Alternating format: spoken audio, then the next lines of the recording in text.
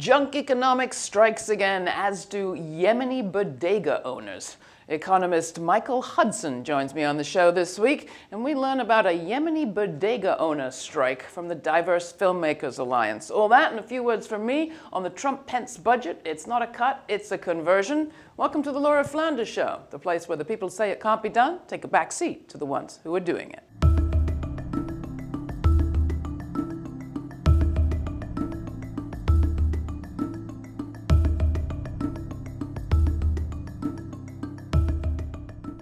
The decline of language must ultimately have political and economic causes, George Orwell wrote in Politics in the English Language, published in 1946. Now, the decline of language isn't the only relevant Orwellian theme of the times we're currently living in, but thankfully it is one that economist and author Michael Hudson has tackled in his latest book, J is for Junk Economics, a guide to reality in an age of deception. Originally written as an appendix, Hudson's created an economic dictionary that challenges a vocabulary of deception used by the media and political elites alike to create, as he describes it, an economy of a parallel universe that has the majority of Americans acting against their own best interests. I'm really excited to have you back on the program, Michael. It's great to see you. It's good to be back. So this book was 10 years in the making. In that period, have you seen any new, exciting, or terrifying obfuscations, lies, and ways of talking about the economy? Well, fortunately, things got worse and worse since 2008, and as a result, I greatly expanded it and made it a completely different book. And also, I made the whole focus on the vocabulary, because economics has turned into an Orwellian vocabulary where words mean exactly the opposite of what they used to mean. So give us an example. Well, reform. Reform used to mean for labor unions and consumer protection and regulation. Now reform is used by the IMF. It means you have to cut back wages, you have to shift taxes off the 1% on to consumers, you have to scale back pensions, you have to scale back Social Security, and you have to impose austerity. So it's just the opposite. It's as if the rentier class, another word that has fallen out of use, the rentier class has won, and they now call themselves the job creators. That's right. Instead of the idle rich or the free lunchers, or the words that people used to know them by. What, in your view, is an economy for? It's a question I like to ask economists. What do you think an economy is actually about? It's about letting people who don't work make all the economic gains for themselves, leaving nothing for the people who actually do work. Well, that's what it is. What should it be? It should be just the opposite. The whole idea of Adam Smith and John Stuart Mill and all of the classical economists that are considered the patron saints of free marketers, their idea of free market was exactly the opposite. So here we have another Orwellian turn. For Adam Smith, a free market was a market free of landlords. You wouldn't have them anymore.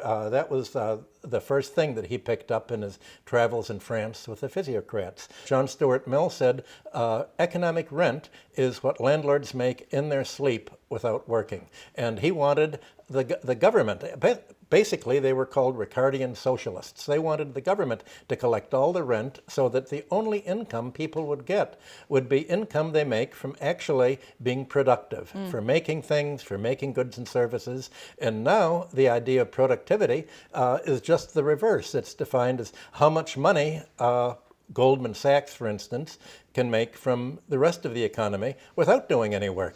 Is there anything new in the way Trump or his colleagues talk about the economy insofar as you can make sense of it? You're making the point that it's difficult to make sense of in the best of times. I don't think he really talks about the economy. He talks about, here's a beautiful picture, how America could be, and he never talks about how he'll get there, never talks about what he'll do. In his speeches before Congress, there isn't a program, so I have no idea what he believes. He does throw out words like infrastructure spending, nationalism, fair trade. I mean, language that crops up in his speeches we have heard before, even if we've no idea what meanings are attached now. The meanings now are very different from what they used to be.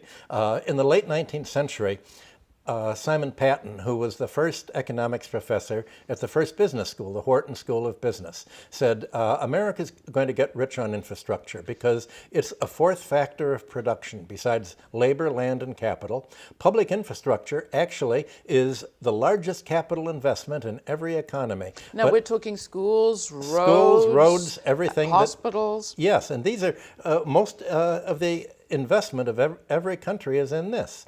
And Patton pointed out that the objective of schools and education and roads isn't to make a profit.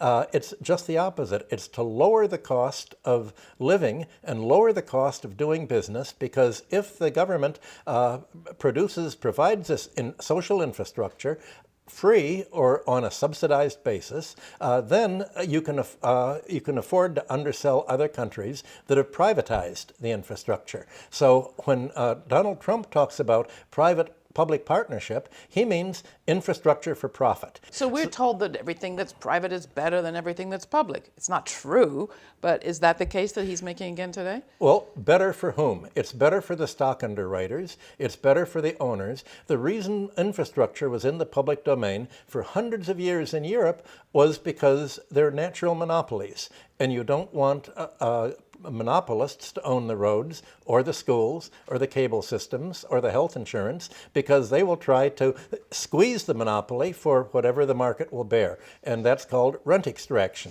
And if you privatize it for profit, then the cost of using these roads, the cost of using education, the cost of using water and sewer are going to rise so much that the economy is going to begin looking like England after Margaret Thatcher. So talk about the importance of this conversation about infrastructure right now, because we just had a housing crisis that was created out of the financial class's desperation to find something else they could trade and make a buck on.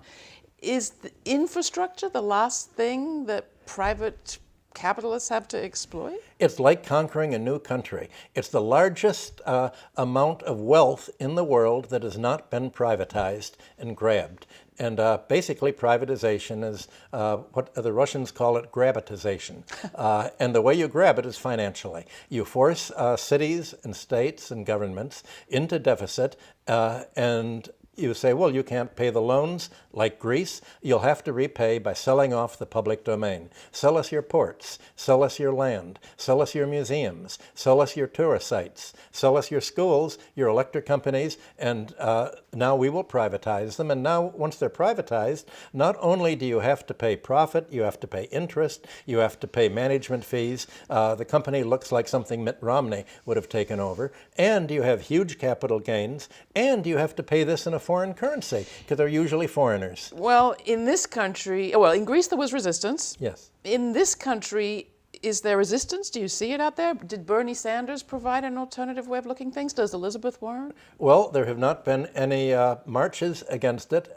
There's no been It's march. early days so far. Early days, but the marches have been divided into non-economic identity. You don't have a working class march. You don't have a wage earners march. You don't have a peace march. You don't have an anti-war march. You don't have a march against the new Cold War. You don't have a march, keep infrastructure public. Or you don't have a march for single-payer health care. Even though Donald Trump, in one of his early campaign speeches, said, well, of course, single-payer is the most efficient, which it is. Nobody's marching about economic subjects. They've been hijacked, basically, by the Democratic donor class into women for Wall Street, LGBTQ for Wall Street, and the Cold War, and they've been hijacked for non-economic causes, and nobody's talking about these things. Well, we sure as hell try to talk about them on this program, but then again, that's this. Let's talk a bit about war. You mentioned it in your catalog of things that doesn't have a strong movement around it. Wars historically have kind of rescued crisis capitalism, or capitalism in crisis. We've got a lot of them going on, but it doesn't seem to be working, or is it?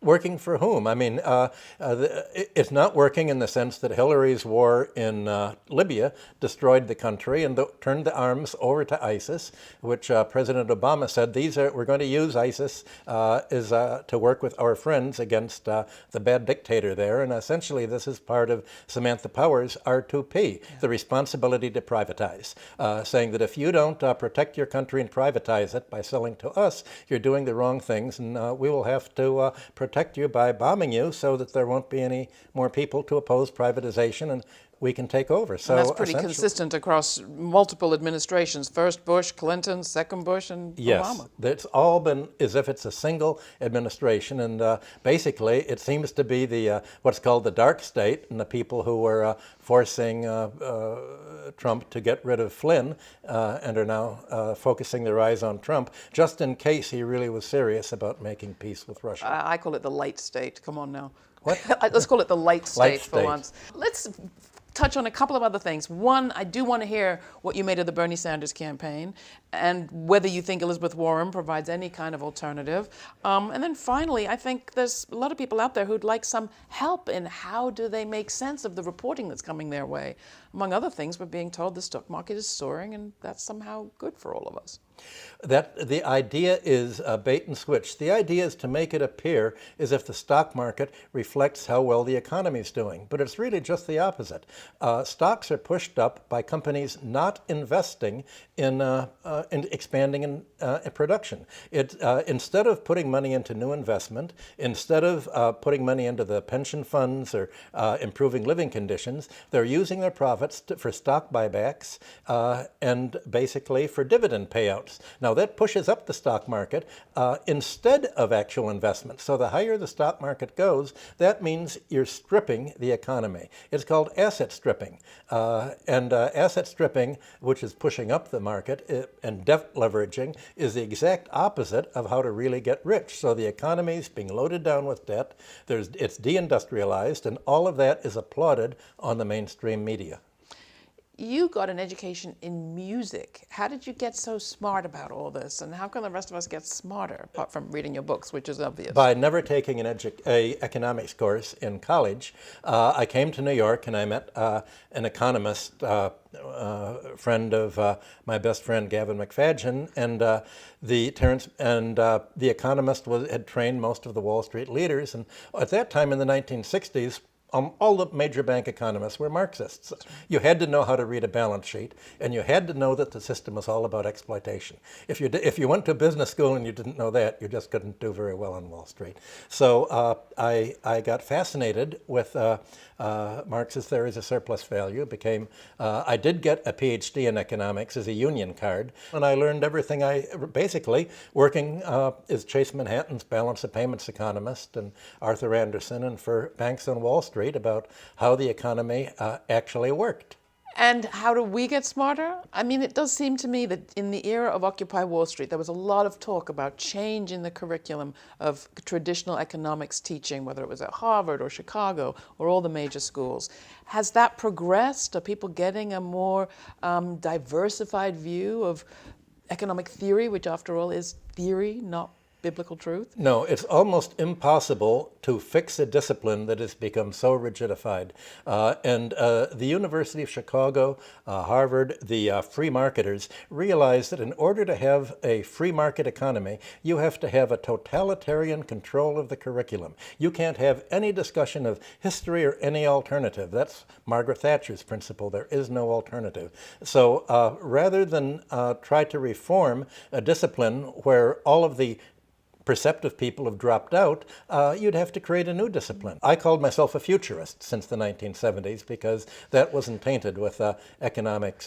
What is an economist? Someone who tells you to get rich by, we need austerity, we need to give money to the job creators, the 1% who really don't create jobs, they're outsourcers and downsizers. So we need a new university department in order to talk about how the world really works. All right, so that's where I want to end. As a futurist, assuming that you have a good sense of the future, how do you describe this moment? How will history describe this moment? And you've avoided the questions about Bernie Sanders and Elizabeth Warren along the way. Well, history of there was a turning point in 2008, and the turning point that normally would have happened to restore growth would have been to write down the debts. There was a lot of junk mortgage debt. There was so much debt that the economy could not grow under the mortgage debt and the student debt. And instead of fulfilling his campaign promise to write down the mortgages to the actual real value of buildings and the carrying charge to the rental value, Obama backed his campaign contributors, not his voters, and stood up for Wall Street, didn't cancel the debt.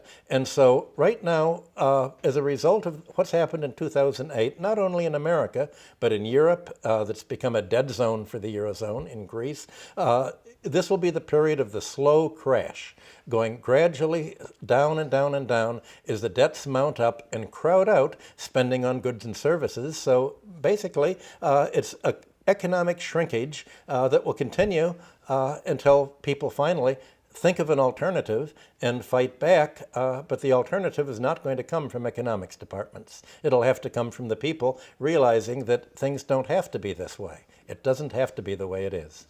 There is an alternative, Mrs. Thatcher, and everyone else who's paying attention. Michael Hudson, thank you so much. It's just great to talk with you again. It's great to be back here. I wish you were teaching economics every day. Michael Hudson's new book, J is for Junk Economics, is available right now through a link at our website. Check it out.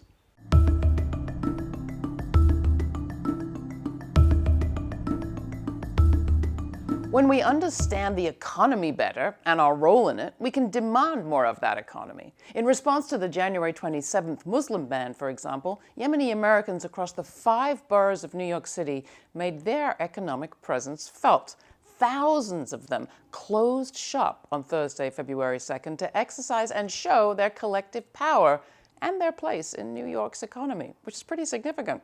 The Diverse Filmmakers Alliance took a closer look at the organizers behind this historic strike.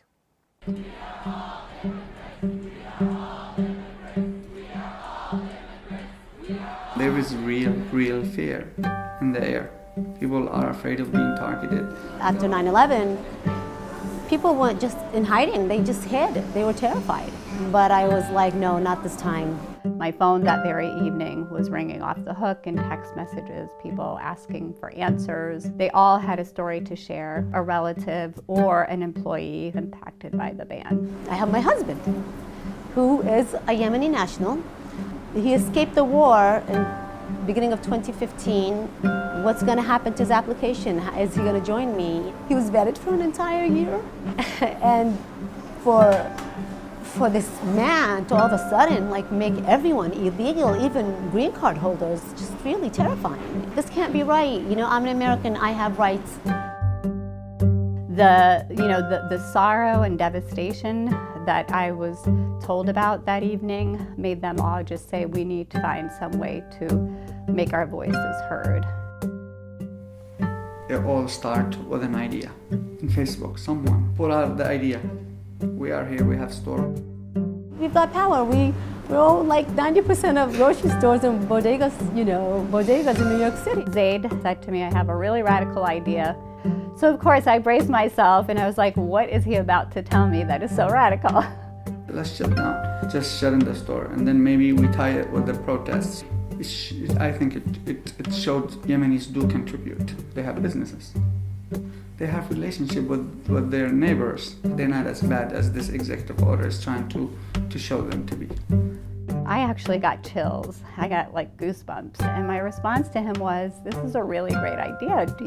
Do you think you guys can actually close, all the bodegas across the 5 boroughs? That there are at least 4,000 to 6,000. Yemenis tend to stay away from such a thing. Back in the Middle East, people ran away from politics. For the last 4 or 5 decades, many Yemeni Americans have basically said, we're not going to talk politics. We need to just focus on what we need to do here. In hard times, opportunities are being born. So I think it's an opportunity to change the Yemeni American mind. And Zaid called influential business leaders to convince people to close their businesses. Well, the social media is my role. I have more than 15,000 followers. More than half are Yemenis in New York City, and a lot of them are bodega owners, grocery store owners. We're hoping 500 people, 1,000 people, a couple hundred stores, just to say a statement. We had absolutely no idea that we were going to turn up 6,000 to 7,000 people that day. Almost every area had a store or 2 or 3 closed. It's a major surprise. It's a sign of that everybody is a victim. Wow, I get really emotional when I think about that day because it was just incredible. I will never forget elderly men there smiling. The 14 years old who was chanting. It's just an amazing thing. For the past 2 years, the Yemeni American community has been divided because of the war in Yemen. But for the first time, every Yemeni was there from every political affiliation that were at each other's throat just a week ago. And you know what? Donald Trump managed to unite them. This is a segment of our city that has been dormant and now has awoken. And so what they saw was that they were a force. This has put them on the map, it's empowered them, and now they know that they can influence. I think the ground are laid for real change among the Yemeni American. A number of the merchants are actually talking about the establishment of a merchants association. And they've seen the Muslim ban as an opportunity to wake them up and realize that they need to have a place at the table. The Yemeni bodega shut down will certainly go down in history, not only in New York City, but the United States. Now in the Bay Area, California, a bodega strike. In DC, they're striking. There's, the women's march leaders the day after we had ours are like, yeah, a day without women. Seeing, the chants, refugees are welcome here, or the no wall, if it wasn't for those people coming out, we would not have the guts to do so. The moment we saw what we have people with us, it made it easier. It's an amazing portrait being drawn in front of me that people rise to do what's right. Don't underestimate the value of anything good that you do. Yes, we are Americans. You are Americans. America is the land of freedom. And the people coming to America deserve to be free from all prosecution from the dictatorship leaders.